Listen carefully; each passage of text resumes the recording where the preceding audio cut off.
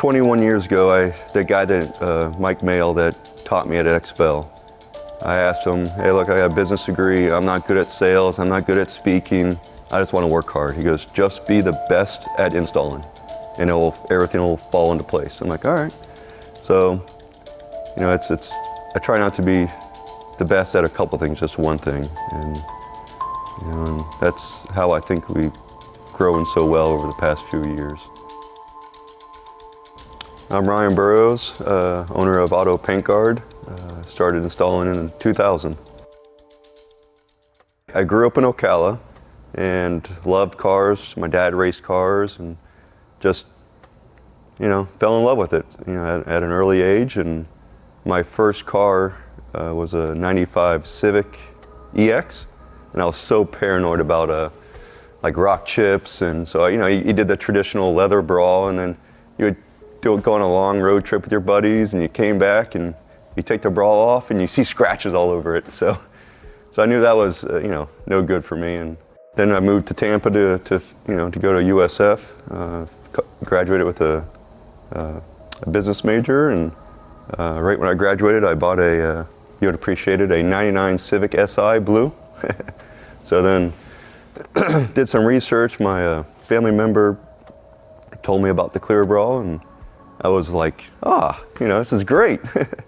So ordered a kit online, it ended up in the trash. So did some more research and found out that XPEL did training courses for a week. So flew out to San Antonio. I think I was 21 then. I just graduated, so I bought my new car, and you know, it was like my dream car at the time was that, you know, was Electron Blue, I think, SI. 22 years later. I did a, you know, insurance adjuster for probably a year and a half.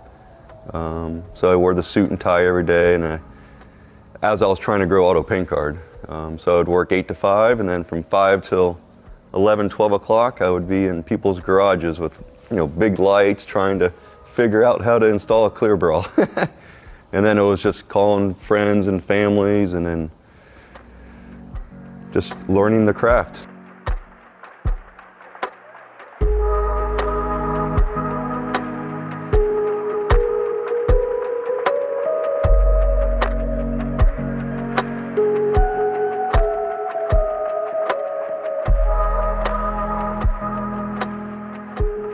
You know, a piece of dust can ruin your day. You know, you spend an hour, 2 hours doing a hood, and you wipe it all down, you'll see a little, like a hair or a film blemish, and you know, it's like, you gotta rip it all off and redo it. But we try to make it fun, you know.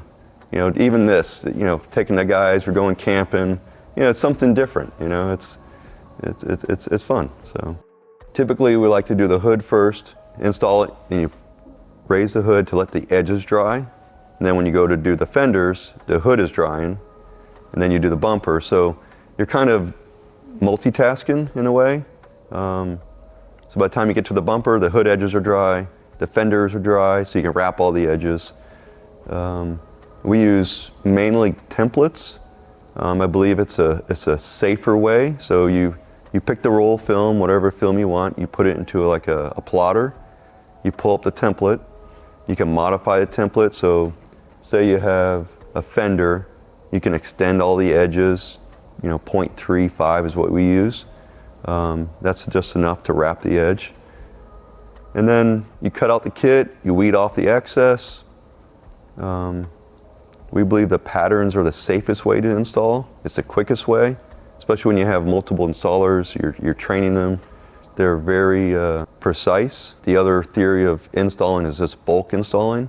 So like some of these patterns, they have seams in the middle to where like the upper trunk and the back of the trunk, there's a seam going across. So for something like that, we'll use a bulk sheet of film, stretch it out, and then we'll custom cut it.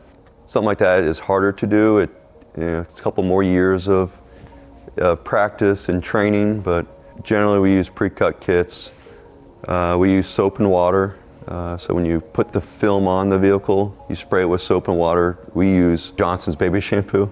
I've been using the soap for 20 years, that's what I'm used to. And then the other solution is water and alcohol. And that's kind of like the stick solution per se. So the film has an adhesive underneath.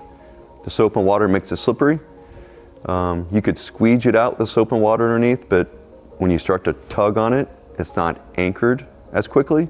So you spray the water and alcohol to help dry up the soap, and it will stick faster. So then you can start stretching the film into place. You know, the things you got to look out for is when you start stretching, if you don't stretch it properly, which, you know, to do it correctly, it's a couple more years of practice. So if you having to stretch like a rocker panel out, you know, you tack it on one side and you stretch it down. From that last tack point, you can get like a stretch mark is what they call it. So to figure out how to avoid that stretch mark is the trick. And then avoiding dust, avoiding hairs. You have to get it aligned properly. It's a process. It's a big learning curve, but yeah, it's rewarding and it's fun. And it's easier to do the same car over again. You know, so the same type of brand, because all these brands, they're all different curves. When you're doing the same Porsche, all the Porsche bumpers are generally the same round curve. But if you go to like a Mercedes or they're a lot more intricate. So I would say stick with one or two brands, learn it, and then expand out. Just to get like the basics, how to stretch, how to, if you start throwing a Corvette bumper in there or a Ferrari bumper in there, you're just gonna be overwhelmed and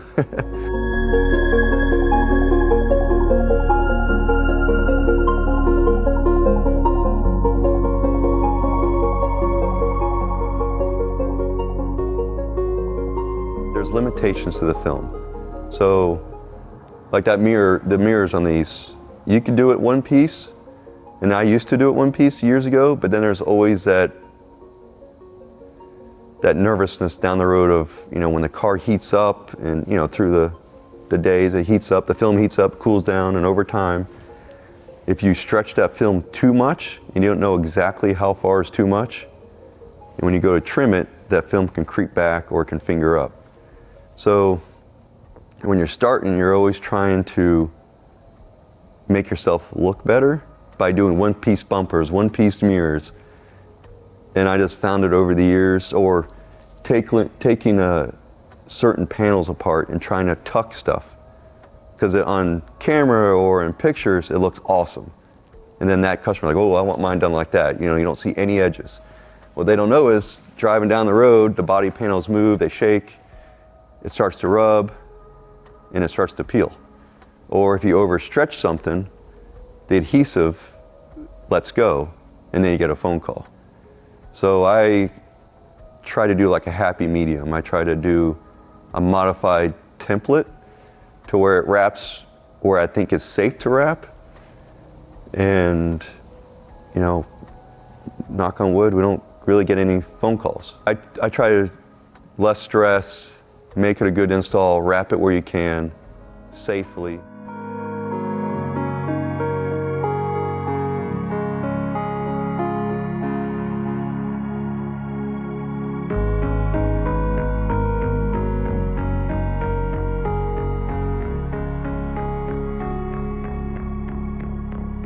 When a happy customer comes in, that's what makes my day. Some are demanding, some, are just excited that their car is protected and they can drive down the road and with peace of mind. I like the bonding between like all the guys at the shop. Fridays we're starting to do, have like happy hour, like 5:30. We'll make a couple drinks, for 30 minutes, and we're all just, venting or making jokes. I like that part of it. I also like the part where I get a nice car that comes in and I'm the only one there. Turn the music up and I get in my zone, and literally it'll be 12 hours. I'm like, oh, I forgot to eat lunch. But I like being in the zone and just me in the car, just getting after it. It is hard when you start to get employees and you have customers constantly interrupting you and the phone's ringing. So that part I don't like, but I like working weekends where it's quiet and, it brings me back to my original days where I was building the business, and, it reminded me how much I do like cars, and I don't know why I like film, but maybe I like the smell of it, or we always joke at the shop, our favorite color is clear, our favorite smell is adhesive, and our favorite material is plastic. So, but I enjoy it. The culture, it's fun. I couldn't do what I originally started to do, which is why I went to school for, was to sit behind a desk and be an adjuster. It's not for me. I like to look at paint and talk to the customers about how much horsepower they have, or they're going to Sebring this weekend, or a car show, or it's fun. So, but it's rewarding. So.